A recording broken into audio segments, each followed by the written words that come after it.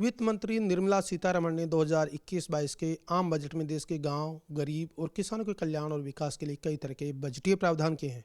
इन प्रावधानों से भविष्य में किस तरह फायदा होगा, इन सभी मसलों पर बात करने के लिए हमारे साथ मौजूद है राज्यसभा सांसद राजेंद्र गहलोत जी। सर, जिस तरह से कोरोना के बाद अपन इस बजट को देखते हैं तो कहीं न कहीं एक आर्थिक विकास और उन्नति का प्रतीक बजट माना जा रहा है। आप क्या प्रतिक्रिया आपकी? बजट देश को आगे बढ़ाने वाला है। ग्रामीण, किसान, मजदूर, श्रमिक, उद्योग और सभी क्षेत्र में उत्पादन बढ़े और सबको रोजगार मिले, इस दृष्टि से बजट में प्रावधान किए गए हैं। कृषि क्षेत्र में बजट वित्त वर्ष 2000 कृषि क्षेत्र में भी बजट में कई प्रावधान किए गए हैं। आत्मनिर्भर भारत के अंतर्गत जो संकल्प है, उन प्रावधानों को आगे बढ़ाने के लिए किसान स्वावलंबी बने, गाँव का विकास हो और हर क्षेत्र के अंदर सूक्ष्म, लघु और मध्यम उद्योग के माध्यम से देश का उत्पादन बढ़े और देश के नौजवानों को रोजगार मिले, इस दृष्टि से इस बजट में प्रावधान माननीय वित्त मंत्री जी ने रखे हैं।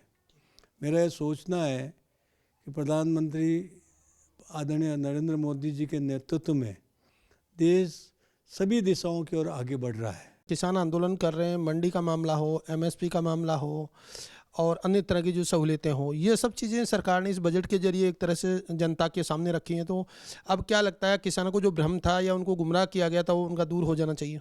एमएसपी की मांग किसान की लंबे समय से रही है। एमएसपी में किसान की कीमत जो किसान की खेती में जो लगती है, उसका 1.5 गुना मिले, ये हमारे प्रधानमंत्री जी का सोच था। उन्होंने इस संकल्प को पूरा किया है। आज किसान हर दृष्टि से स्वावलंबी हो, गांव का विकास हो, किसान को अनेक प्रकार की सुविधा मिले, उनको मंडी की सुविधा मिले, स्वतंत्र रूप से अपना फसल देश में किसी कोने पर बेच सकें, नए प्रयोग के माध्यम से नई फसलें हों, औषधि की फसलें हो, सब्जी हो, फल हो, इस सारे क्षेत्र में किसान को सहायता मिले, इस दृष्टि से इस बजट में सारे प्रावधान रखे गए हैं। और इसके कारण मैं सोचता हूँ किसान का विकास होगा। जो लोग ये सोचते थे, जिन्होंने 70 साल तक किसान को आगे नहीं बढ़ने दिया, गांव से बाहर निकलने नहीं दिया, मंडी से बाहर निकलने नहीं दिया, किसान को कर्ज से डुबा दिया, वो लोग आज इस बात का भ्रम फैलाकर किसान को कुछ समय के लिए भ्रमित कर सकते हैं, परंतु किसान कभी भी इस बात के लिए भ्रमित नहीं होगा।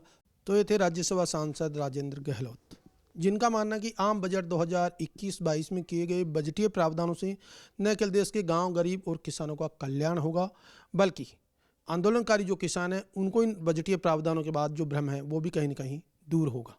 मेरे सहयोगी कैमरामैन आरबी सिंह के साथ मैं OP Yadav, DD news, Delhi.